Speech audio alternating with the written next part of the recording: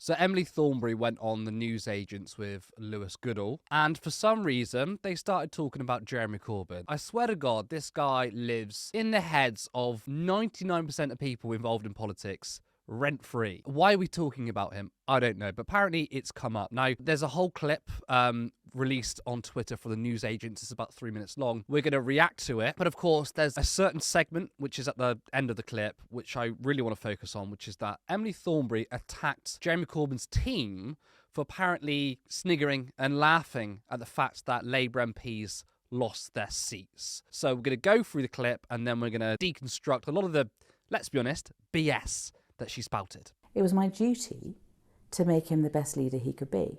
I mean, it's my duty to do that with all leaders because I believe in the Labour Party. Did you think in your heart of hearts he would have been a good Prime Minister? I think there were a number of things that he would have done really well and he would have done so much better than others. But one of the things that always the things that would have concerned me, I felt could be dealt with because he was also somebody who worked collectively. Okay, so far that seems fine. I mean, she's kind of praising him, I guess. She's saying, look, I disagree with some things, but I could approach him because his leadership style, and he promised to be like that, not to be a dictator, but to listen to the party. So we're going to see where we go from here. What concerned you?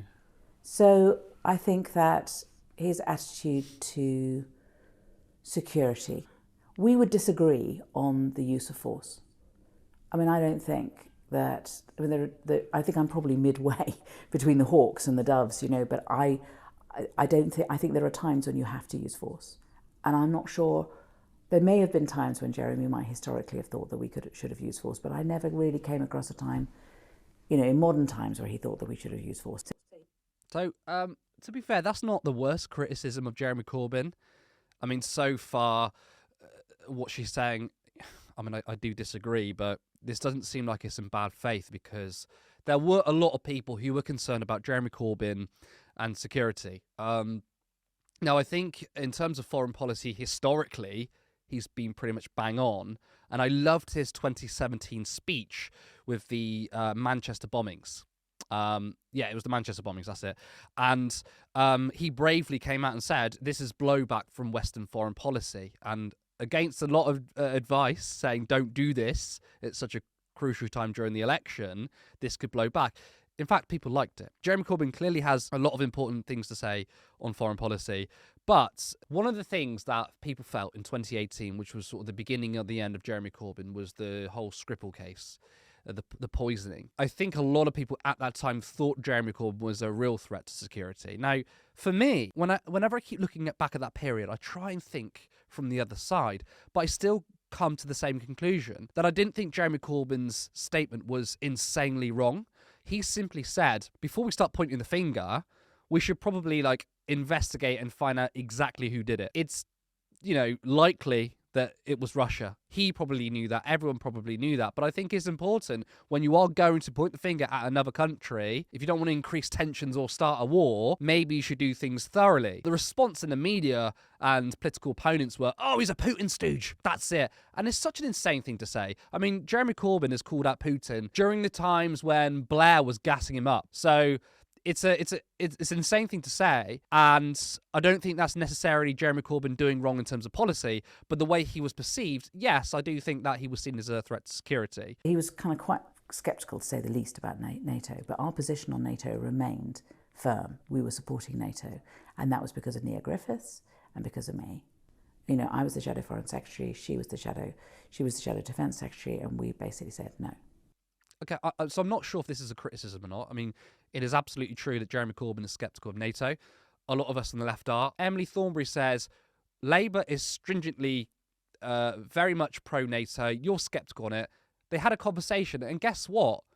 In the manifesto, Labour said they would still support NATO. They said they would still support 2% of GDP going to military spending. So this seems like good leadership. You don't want everyone agreeing in the party. There's disagreement, but there was a conversation that was had, and then Jeremy seemingly moved position on it. This seems like she's trying to gear up or using this as an attack piece. But again, this reaffirms that I thought he was a good leader. There were clearly failings he did as leader, but one of the things I liked, what he didn't do that other people did, was that they wanted to be a dictator. He listened to the party, and yes, he capitulated on some issues, including Trident, for example. And I think it was the right thing to do, because even though I'm against Trident, there are certain issues that you probably can't go into a general election with. So I'm happy to capitulate on some of these issues if it means we can get a radical economic package. And that's exactly what Jeremy did. And this seems like a positive, not a negative. No, these are the reasons why we do it, Jeremy.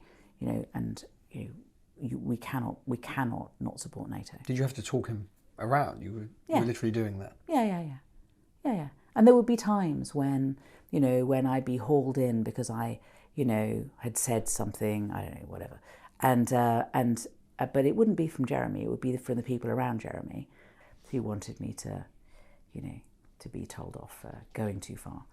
And I mean, I remember there was one time when I was hauled up because of, I think, from what I remember, about criticising the human rights record of Venezuela.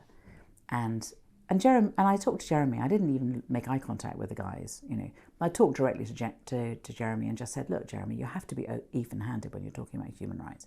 You have to treat all countries the same." I'm sorry, I can't listen to that and not speak up on the fact that she's saying, "Oh, you have to be even-handed in terms of human rights in each country. You literally support the war crimes of Israel." Just after October 7th, you'll know that Keir Starmer said that Israel has a right to cut off water and electricity and foods, and Emily Thornberry said, yeah, they do have that right. Now, of course, she's reneged on that since, but I don't really give a fuck. I mean, if you're a politician that publicly says, okay, yeah, I support war crimes from Israel or anyone, then that is deplorable. So the idea that she's saying, well, I spoke to Jeremy and he has to be even-handed on human rights. Maybe take your own advice. Did you not hear the irony coming out of her own mouth? Does she not have any self-awareness? Really astonishing stuff. And reeled off all the other countries that I had criticised for their human rights record. And I said, and if there are human rights abuses in Venezuela, you don't make an exception. And he agreed, much to the chagrin of those around him. But that's how. So yeah, there would be times when we would argue. I had my count at the same place as Jeremy, and in 2019, I was in a sort of side room, and there was a television on, and Jeremy and I were both there, and all of Jeremy's staff, and I was watching all my friends losing their seats, people that I knew that I'd campaigned with, who had put 2 years of their life into trying to get a seat, trying to get elected, all just being swept away. And I was weeping. It was awful to watch it. I was just devastated. And these guys just sniggering about themselves, just talking to one another. They didn't care. People around Corbyn, his aides, did not have the interest of the Labour Party. And it was at that moment I just thought, well, I won't even tell you what I thought. No, go on. You bastards. You bastards. What have you been doing? I mean, I thought the 2019 election campaign was a disaster from beginning to end. And I thought it was reckless and self-indulgent, and they just playing with the Labour Party. So that is the crux of the interview. This is the main discussion I want to get into. Emily Thornberry is talking utter bullshit, by the way. First of all, there are accounts, those who were with Emily Thornberry at the time of the count, they contradict her claim that Jeremy's team were like sniggering and laughing and stuff. First of all, many activists who desperately wanted a Labour government in 2019 were utterly distraught. I was distraught. It was a really difficult period for all of us, right? A truly chance of a progressive government, and we knew it wasn't just a conservative win. We knew it was going to be the end of any kind of progressive politics. We all expected Labour were going to pivot to the right and shut out Jeremy Corbyn. We knew that. So that was why it was a real death knell of some kind of better route forward. But actually, we were like, okay, well, I guess we're just going to continue austerity and neoliberalism. The fucking cheats call these people bastards and say they didn't have the Labour Party at heart and they didn't take it seriously and it was all self-indulgent. Can I remind you of 2017? In 2017, you had internal factions, the Labour right, who tried to sabotage a Labour government under Jeremy Corbyn because they preferred a Tory government to a Jeremy Corbyn-led government. I don't need to go through all the leaks and the evidence, right? I've covered it on this channel for years. You've all seen it. You've seen the leaks. You've seen the messages. You've seen the evidence of the Labour right literally unhappy about the hung parliament result. We all remember that picture or that video of Stephen Kinnock, who was like, this is not the result we expected. There were literal WhatsApp messages saying, We worked against a hung parliament. We wanted them to lose badly. So to say that actually, no, it was Jeremy Corbyn's wing, it was the left wing, and it was people around Corbyn who were the ones who were self-indulgent and they didn't care about the party. Go fuck yourself, Emily Thornberry. What a load of pack of lies. Now, I do remember something from the 2019 election, and that was Jess Phillips. Jess Phillips was at her count, and she was due for an interview on the BBC. She didn't know she was live, and she was laughing and sniggering. Now, I thought, all these colleagues losing was a really bad time for the Labour Party. But for Jess Phillips, she was all laughing and smiles. And then when the interview went to her, when the presenter started asking questions, she suddenly went, and then she put on a really sad face. She didn't give a fuck. She was happy because she kept her seat, and she also saw the kind of politics that she absolutely hates, which is Jeremy Corbyn, losing. And that was the case for many people in the Labour Party. There were people who were very happy that they kept onto their seat, was also very happy that Jeremy Corbyn didn't win. Now, I find it incredibly funny that Emily Thornberry is still talking about Jeremy Corbyn, don't know why, still attacking Jeremy Corbyn, when she's openly said in that clip how actually there were things we disagreed on, but he was quite reasonable because I would approach him and we'd have a discussion and he would change his policy. What does she have now? She has Keir Starmer, who is the most authoritarian Labour leader ever. One of the most authoritarian party leaders the country's seen, actually, both Tory or Labour. And she really, really stuck up to Starmer. She even backed him on endorsing war crimes, and she still didn't get a cabinet position, which, by the way, good for her. I'm glad she's been left out in the cold. I think it's utterly shameless to then try and be ahistorical and change the narrative.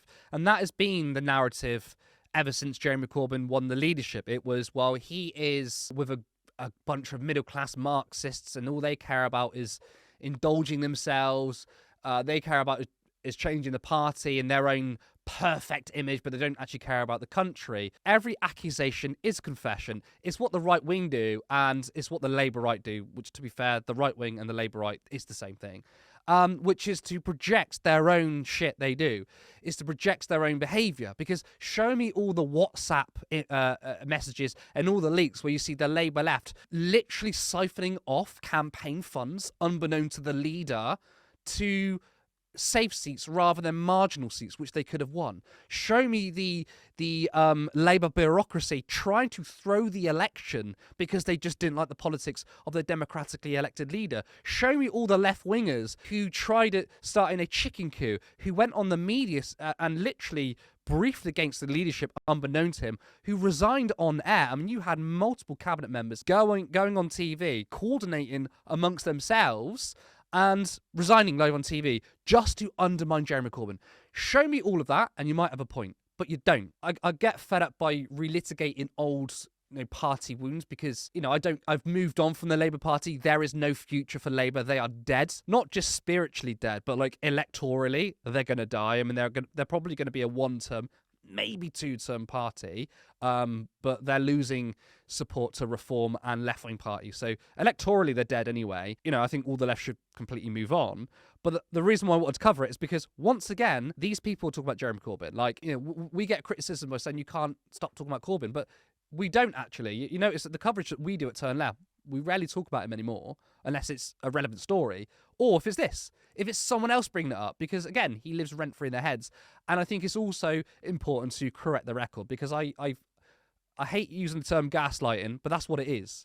It's gaslighting fucks like the Labour right, and it's gaslighting fucks like Emily Thornberry, someone who I used to quite like, actually, someone I knew was never as radical as me, but as a Labour politician that could work under Jeremy Corbyn, I thought she was perfectly fine, and she's lost any semblance of integrity or any semblance of respect from anyone by throwing old colleagues under the bus when she doesn't need to do it, whilst also sucking up the Starmer and getting nowhere. But she gets what she deserves. They're a bunch of lying bastards. Support independent media. Support social justice that's there on social media. Thank you. Turn Left.